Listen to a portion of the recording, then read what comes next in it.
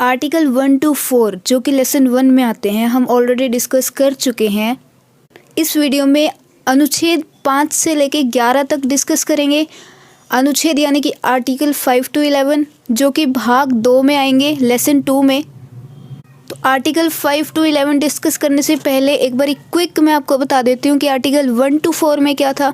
देखो, आर्टिकल 1 में सिर्फ इतनी सी बात बोली गई थी कि भारत एक राज्यों का संघ है, और अगर किसी ने ये देखना है कि इंडिया में कौन कौन सी स्टेट्स आती हैं, कौन कौन सी नहीं आती, तो वो शेड्यूल फर्स्ट में डिस्क्राइब की गई है। और जो इंडिया का एरिया है उसका विभाजन कैसे किया गया है, स्टेट्स एंड यूटीज़ में। तो अनुच्छेद 1 में क्या हुआ, India that is Bharat shall be a union of states. Second, the names of states and the union have been described in first schedule. The territories of India shall consist of states and UTs. अब भारत को union बनाने की जिम्मेवारी किसके पास थी, Sardar Patel, VP Menon जो कि उस टाइम के आईएएस अधिकारी थे, एंड माउंट बेटन। इनकी रिस्पॉन्सिबिलिटी थी कि भारत को यूनियन बनाना है, क्योंकि कई स्टेट्स ऐसी थी जो कि बोल रही थी कि हम इंडिया में नहीं मिलेंगे, हम एक अपना अलग देश बनाएंगे, जैसे कि हैदराबाद, जूनागढ़, जम्मू एंड कश्मीर। हैदराबाद में ऑपरेशन पोलो करके उसको इंडिया में मिलाया गया। जूनागढ़ में वोटिंग करवाई गई कि आप पाकिस्तान में मिलना चाहते हो या इंडिया में, तो ज़्यादा वोटिंग इंडिया में थी, इंडिया की साइड से थी। तो इस तरह से हैदराबाद, जूनागढ़ एंड जम्मू एंड कश्मीर को इंडिया में मिलाया गया। अब अगला अनुच्छेद 2 में क्या था कि अगर कोई दूसरे देश का राज्य या दूसरा देश भारत में मिलना चाहता है तो उसे मिला लो, बस। आर्टिकल 2 इतनी ही बात कहता है। जैसे कि फॉर एग्जांपल सिक्किम को मिलाया गया था 16 मई 1975 में।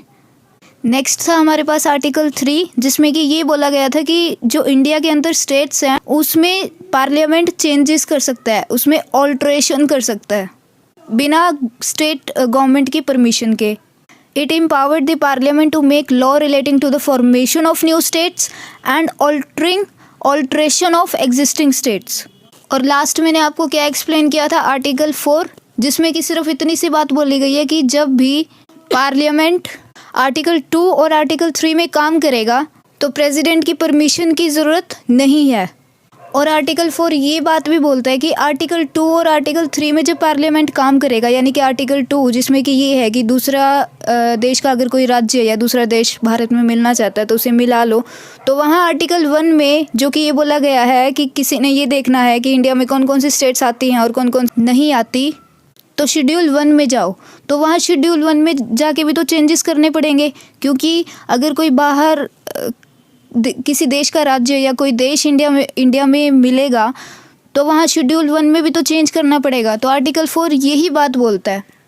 पार्लियामेंट, एक तो ये हो गया, parliament does not need to take permission from president when any laws passed under article 2 and under article 3 and must be change in schedule 1st and 4th while making laws in article 2 and 3। तो ये सब हमने discuss already हम कर चुके थे पिछली video में। आज हमने आर्टिकल 5 to 11 डिस्कस करने हैं डिटेल में, जो कि भाग 2 में आते हैं, लेसन 2 में आते हैं। तो आर्टिकल 5 से स्टार्ट करते हैं। आर्टिकल 5 क्या कहता है कि इंडिया का सिटीज़न कौन होगा, इंडिया का नागरिक कौन होगा, तो वो आर्टिकल 5 बताता है। आर्टिकल 5 ये बोलता है who was born in the territory of India. जो इंडिया की टेरिटरी में बोर्न हुआ है वो इंडिया का सिटीज़न कहलाएगा। दूसरा क्या बोलता है, whose parents was born in the territory of India. तो जिसके पेरेंट्स इंडिया में बोर्न हुए हो तो उनके बच्चे भी सिटीज़न कहलाएंगे इंडिया के। तीसरी बात कहता है कि कॉन्स्टिट्यूशन एग्जीक्यूट होने से 5 साल पहले अगर कोई इंडिया में रह रहा है तो वो ऑटोमेटिक सिटीज़न हो जाएगा इंडिया का। अब कॉन्स्टिट्यूशन कब एग्जीक्यूट हुआ था, 26 जनवरी 1950 में। तो 26 जनवरी 1950 से ठीक 5 साल पहले से अगर कोई इंडिया में रह रहा है तो वो ऑटोमेटिक सिटीज़न हो जाएगा इंडिया का। ठीक है, ये 3 बातें बोली गई है आर्टिकल 5 में सिर्फ। Who was born in the territory of India, whose parents was born in the territory of India, and third is constitution execute होने से 5 साल पहले ही भारत में रह रहा हो। ठीक है, इन तीनों में से कोई भी अगर एक सेटिस्फाई हो रही है तो वो इंडिया का सिटीज़न कहलाएगा। अब आर्टिकल 6 में क्या बोला गया है, देखो पार्टीशन के बाद किसी जो पाकिस्तान में चले गए थे लोग, तो उनको वहाँ पाकिस्तान में अच्छा नहीं लगा कईयों को, तो वो इंडिया आ गए। तो अब जो इंडिया आ गए तो क्या उनको सिटीज़नशिप मिलेगी? जो आर्टिकल 5 to 11 मैं आपको इस वीडियो में कवर करा रही हूँ, आर्टिकल 5 to 11 में सिर्फ सिटीज़नशिप के ऊपर ही मेनली बात की गई है, ठीक है। आर्टिकल 6 में जो पाकिस्तान से इंडिया आए लोग, ये कहता है कि उनको क्या सिटीज़नशिप दी जाएगी इंडिया की? हाँ जी, दी जाएगी, पर इसमें एक परमिट लगा था 19 जुलाई 1948 में। तो जो परमिट लगने से पहले आ गए तो वो तो है ही सिटीज़न, हो जाएंगे वो ऑटोमेटिक सिटीज़न इंडिया के। पर जो परमिट लगने के बाद आए, 19 जुलाई 1948 के जो बाद आए, उनको क्या मिलेगी सिटीज़नशिप इंडिया की? हाँ जी, मिलेगी नागरिकता, पर उनको 6 महीने का वेट करना पड़ेगा। Next article 7। आर्टिकल 7 क्या बोलता है? आर्टिकल 7 में ये बताया गया है कि पार्टीशन जब हुई थी उससे पहले कुछ लोगों को ये लगा कि हाँ विभाजन हो जाएगा, मतलब देश बट जाएगा दो में, पाकिस्तान और इंडिया में। तो कुछ लोग मार्च में ही इंडिया से पाकिस्तान चले गए, लेकिन बाद में वो वापस आ गए इंडिया, तो उनको भी सिटीज़नशिप दे दी जाएगी, पर अगेन वही उनको वेट करना पड़ेगा। तो आर्टिकल 5 में क्या था? Who was born in the territory of India, ठीक है जी, whose parents was born in the territory of India, या फिर कॉन्स्टिट्यूशन एग्जीक्यूट होने से 5 साल पहले ही जो इंडिया में थे वो सिटीज़न कहलाएंगे इंडिया के। आर्टिकल 6 में जो पाकिस्तान से इंडिया आए हैं उनको भी नागरिकता मिलेगी, पर वही 6 महीने का उनको वेट करना पड़ेगा। जो परमिट लगने से पहले आ गए, यानी 19 जुलाई 1948 से जो पहले आ गए, उनको तो तभी मिल जाएगी नागरिकता, पर जो परमिट लगने के बाद आए उनको 6 महीने का वेट करना पड़ेगा। आर्टिकल 7 में क्या था कि कुछ लोगों को लगा कि अब विभाजन हो जाएगा देश का, तो वो मार्च में ही पाकिस्तान चले गए, पहले ही अगस्त से पहले ही चले गए पाकिस्तान में, लेकिन बाद में वो इंडिया आ गए, तो उनको भी सिटीज़नशिप मिलेगी, पर 6 महीने के रजिस्ट्रेशन के बाद। नेक्स्ट आते हैं आर्टिकल 8 पे। इंडिया के बाहर अगर कोई बच्चा रह रहा है तो वो भी भारत का नागरिक होगा। कंडीशन क्या है कि उसके जो पेरेंट्स हैं वो भारतीय होने चाहिए। देन आर्टिकल 9 में क्या है कि अगर कोई फॉरेन की सिटीज़नशिप ले लेता है तो उसकी इंडिया की नागरिकता ख़त्म हो जाएगी, ठीक है। आर्टिकल 8 और आर्टिकल 9 बड़ा सीधा सा है, बस यही चीज़ें हैं जो मैंने आपको अभी बताई है एक लाइन में। फिर आर्टिकल 10 ये बोलता है कि आपकी नागरिकता तब तक बनी रहेगी जब तक आप कोई देश विरोधी कार्य नहीं करते।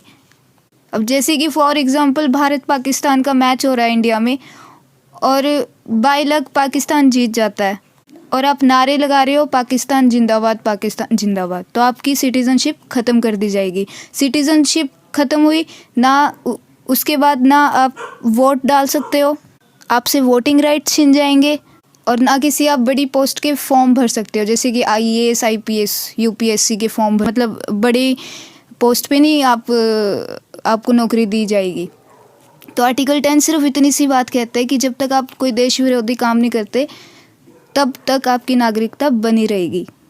फिर आर्टिकल 11 क्या कहता है कि नागरिकता, सिटीज़नशिप के ऊपर जो लॉ बनाने का जो अधिकार है वो सिर्फ और सिर्फ संसद के पास है। Parliament makes the law of on citizenship, that is home ministry. बस ये थे आर्टिकल 5 to 11। लेसन 2 में आते हैं। जो आर्टिकल 5 में क्या था, जो इंडिया में बोर्न हुआ है इंडिया की टेरिटरी के अंदर वो इंडिया का सिटीज़न कहलाएगा। तो इसके हिसाब से तो ये बात हुई कि अगर कोई फॉरेनर इंडिया में घूमने आया हुआ है और अगर किसी लेडी की डिलीवरी इंडिया में हो जाती है तो जो उसका बच्चा है वो भी नागरिक हो जाएगा इंडिया का, है ना। तो इसका मतलब तो यही हुआ सिंपल सा, who was born in the territory of India. तो ये उस टाइम की सिचुएशन को कंट्रोल करने के लिए ये लॉ बनाए गए थे। हालांकि अब सिटीज़नशिप के ऊपर एक अलग से लॉ बनाया गया था, 1955 में, उसको मैं अभी डिस्कस करूंगी। तो अभी हम आर्टिकल 5 पे रहते हैं। आर्टिकल 5 क्या कहता है? Who was born in the territory of India, whose parents was born in the territory of India. और तीसरी बात कहते हैं कि कॉन्स्टिट्यूशन एग्जीक्यूट होने से 5 साल पहले से ही कोई भारत में रह रहा हो तो वो भी सिटीजन कहलाएगा इंडिया का। आर्टिकल 6 में क्या था? जो पाकिस्तान से इंडिया आए हैं क्या उनको नागरिकता मिलेगी? हाँ जी मिलेगी।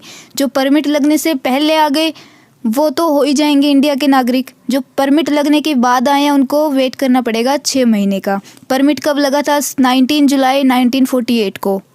आर्टिकल 7 में क्या है? पार्टीशन होने से पहले कुछ लोगों को लगा कि हाँ अब विभाजन हो जाएगा देश का, तो वो पहले ही पाकिस्तान चले गए। उनका मन नहीं लगा, जैसे तैसे करके वो वापस आ गए इंडिया में, तो उनको भी सिटीजनशिप दी जाएगी, पर after 6 month after the 6 month of registration. Article 8, Bharat के बाहर अगर कोई बच्चा रह रहा है, अगर उसके माता पिता भारतीय हैं तो वो भारत का नागरिक कहलाएगा। आर्टिकल 9, विदेशी नागरिकता लेने पर भारत की नागरिकता खत्म हो जाएगी। आर्टिकल 10, आपकी सिटीजनशिप तब तक बनी रहेगी जब तक आप कोई देश विरोधी काम नहीं करते। आर्टिकल 11 क्या कहता है कि जो सिटीजनशिप के ऊपर जो कानून है, लॉ है, वो सिर्फ और सिर्फ पार्लियामेंट बना सकती है, संसद बना सकती है, होम मिनिस्ट्री। अब ये सारे लॉ तो उस टाइम की सिचुएशन को कंट्रोल करने के लिए बनाए गए थे। ठीक है जी। तो अब डिस्कस कर लेते हैं कि जो सिटीजनशिप के ऊपर जो एक्चुअल में कॉन्स्टिट्यूशन बनाया गया है वो क्या है। ये कॉन्स्टिट्यूशन 1955 में बनाया गया था, 1955 में। पर 1955 में जो बनाया था, जो कि हम अभी डिस्कस करेंगे, उसमें भी कुछ खराबी थी, उसके भी मिसयूज़ हुए बहुत ज़्यादा। तो अमेंडमेंट्स की गई। अमेंडमेंट्स कब कब की गई? देखो, अमेंडमेंट्स की मैं आपको डेट बताती हूँ। 1955 में कॉन्स्टिट्यूशन बना, उसके बाद 1986 में अमेंडमेंट की गई, फिर 1992 में की गई, फिर 2003 और फिर 2005 में। ठीक है, क्या चीज़ याद रखनी है कि first constitution on citizenship of India कब बना? 1955 में। अमेंडमेंट्स कब कब हुई? 1986 में, 1992, 2003 और 2005। ठीक है, ये चीज़ें याद रखनी है आपने, अमेंडमेंट्स कब कब हुई। अब जो 1955 में लॉ बना था उसके अकॉर्डिंग सिटीजनशिप कैसे कैसे मिल सकती है? पहला बाय बर्थ, दूसरा बाय डिसेंट यानी कि वंश के आधार पर, तीसरा बाय रजिस्ट्रेशन, बाय नेचुरलाइजेशन, और फिफ्थ अभी मैं बाद में डिस्कस करूँगी आपके साथ। पहला बाय बर्थ। बाय बर्थ यानी कि जिसका भी बर्थ हुआ इंडिया में, 1955 की बात बता रही हूँ मैं अब आपको, जो 1955 में लॉ बना था सिटीजनशिप के ऊपर। तो पहला बाय बर्थ के हिसाब से आप भारत के नागरिक हो सकते हो। अब ये अगेन वही चीज़, कोई फॉरेनर आया है या कोई काम के सिलसिले से आया है इंडिया और उसकी डिलीवरी इंडिया में हो जाती है, तो अगेन उसका जो बच्चा है वो इंडिया का नागरिक हो जाएगा। तो ये किसी को भी दे दिया जाता था, जो भी इंडिया में बॉर्न हुआ है वो इंडिया का नागरिक है। 1955 में जो लॉ बना, तो पहला क्या है? बाय बर्थ, जिसका इंडिया में बर्थ हुआ वो इंडिया का नागरिक। इसको चेंज किया गया 1986 में। अभी मैंने आपको अमेंडमेंट्स की डेट बताई ना, 1996, 1992, 2003, 2005। तो बाय बर्थ यानी जिसका इंडिया में बर्थ हुआ है वो इंडिया का सिटीज़न है। ठीक है, इसको चेंज किया गया 1986 में। चेंज करके क्या किया गया कि जो भी चाइल्ड है वो इंडिया का सिटीज़न तभी कहलाएगा जब उसके जो पेरेंट्स हैं उन दोनों पेरेंट में से कोई भी एक पेरेंट इंडिया का सिटीज़न होगा, तभी उसका बच्चा इंडिया का नागरिक कहलाया जाएगा। ठीक है जी। 1955 के अकॉर्डिंग तो बाय बर्थ पहला पॉइंट क्या है? बाय बर्थ, जिसका इंडिया में बर्थ हुआ है उसको नागरिकता दे दो। इसको अमेंड किया गया, इसकी अमेंडमेंट हुई 1986 में। In 1986 that one of their parent must be citizen of India. आगे इतना समझ आ गया कि वो चाइल्ड इंडिया का सिटीज़न तभी कहलाया जाएगा जब उसके जो माता पिता है, उन माता पिता में से कोई भी एक इंडिया का सिटीज़न होना चाहिए, तभी कहलाया जाएगा वो इंडिया का सिटीज़न। फिर इसका भी मिसयूज़ होने लग गया। 1986 में जो ये अमेंडमेंट की गई कि one of their parent must B citizen of India, इसका भी मिसयूज़ हुआ बहुत। अब मिसयूज़ कैसे हुआ इसका? जैसे कि फॉर एग्ज़ाम्पल कोई फॉरेनर आया इंडिया में पढ़ने के लिए, एजुकेशन बेसिस पे वो इंडिया आया और यहाँ आके वो मैरिज कर ले किसी के साथ, तो डॉक्यूमेंट के हिसाब से जो आया वो इंडिया में, तो वो स्टूडेंट बेसिस पे आया, पर कर उसने ली मैरिज, तो जो उनका बच्चा होएगा तो उसके हिसाब से वो सिटीज़न कहलाएगा इंडिया का, क्योंकि उसकी जो मदर है वो तो इंडिया की ही है, बेशक जो फादर है वो बाहर का हो, पर वही है कि वो आया किसी और चीज़ के लिए था और किया उसने कुछ और। तो 2003 में 1986 में पहले तो ये बोला गया कि जो पेरेंट है उन दोनों पेरेंट में से एक पेरेंट सिटीज़न होना चाहिए इंडिया का। इसका मिसयूज़ होने लगा, तो इसलिए 2003 में ये बोला गया कि कोई बच्चा इंडिया का सिटीज़न तभी कहलाएगा अगर उसके पेरेंट की जो सिटीज़नशिप है वो वैलिड होगी, दोनों पेरेंट्स की सिटीज़नशिप वैलिड होनी चाहिए। ठीक है जी। 1955 में क्या लॉ बना? पहला पॉइंट, बाय बर्थ, बर्थ के हिसाब से जो इंडिया की टेरिटरी में जिसने जन्म लिया है उसको नागरिकता दे दो। ये इसको चेंज किया गया 1986 में। क्या बोला गया कि one of their parent must B citizen of India. फिर इसको भी अमेंड किया गया 2003 में कि citizenship of both parents should be valid. तो पहला पॉइंट आपका ये हो गया। ठीक है, ये चीज़ याद रखनी है। 1955 में बाय बर्थ के हिसाब से कानून बनाया गया, उसकी अमेंडमेंट की गई 1986 में, फिर उसको भी अमेंड किया गया 2003 में। फिर सेकंड पॉइंट, बाय डिसेंट। एक तो बाय बर्थ के हिसाब से ले सकते हो आप सिटीजनशिप, दूसरा पॉइंट क्या है? Bye decent. डिसेंट मतलब वंश के आधार पर। इसमें क्या लॉ था कि फादर के बेसिस पर जो चाइल्ड है वो सिटीज़न होगा इंडिया का। यानी कि कोई चाइल्ड है, उसका फादर इंडिया का है और जो उसकी मदर है वो पाकिस्तानी है, तो जो उनका बच्चा है वो इंडिया की ही सिटीज़नशिप ले सकता है, पाकिस्तान की नहीं ले सकता। पर हमारे लॉ में क्या बोला गया है कि जो मेन और वुमेन है वो इक्वल हैं, दोनों में कोई भेदभाव नहीं है। तो इसलिए इसको भी चेंज किया गया। कब चेंज किया गया, कब अमेंडमेंट की गई इसकी? 1992 में, 1992 में, कि citizenship is given on the basis of any one out of both mother and father. Mother और फादर में से जो बच्चा है, मदर और फादर में से उसका मन करेगा वो मदर, जहाँ की मदर है वहाँ की सिटीजनशिप लेगा, जहाँ का फादर है वहाँ की सिटीजनशिप ले सकता है। पहले क्या था कि जहाँ का फादर है जिस कंट्री का, उसी की उसको नागरिकता मिलेगी। पर अब मदर फादर में से उसका जिसका भी जो भी मन करेगा उसकी उस कंट्री की वो नागरिकता ले सकता है। फिर तीसरा, बाय रजिस्ट्रेशन। पहला क्या था? By birth. इसको चेंज कब किया गया? 1986 में। फिर 1986 में जो अमेंडमेंट की गई उसको भी दोबारा चेंज किया गया 2003 में। फिर दूसरा पॉइंट, बाय डिसेंट, वंश के आधार पर नागरिकता, उसको भी चेंज किया गया 1992 में। ईयर याद रखने आपने, 1955 में सिटीजनशिप के ऊपर लॉ बना था। अमेंडमेंट्स कब कब की गई? 1986 में, 1992 में, 2003 में, 2005 में।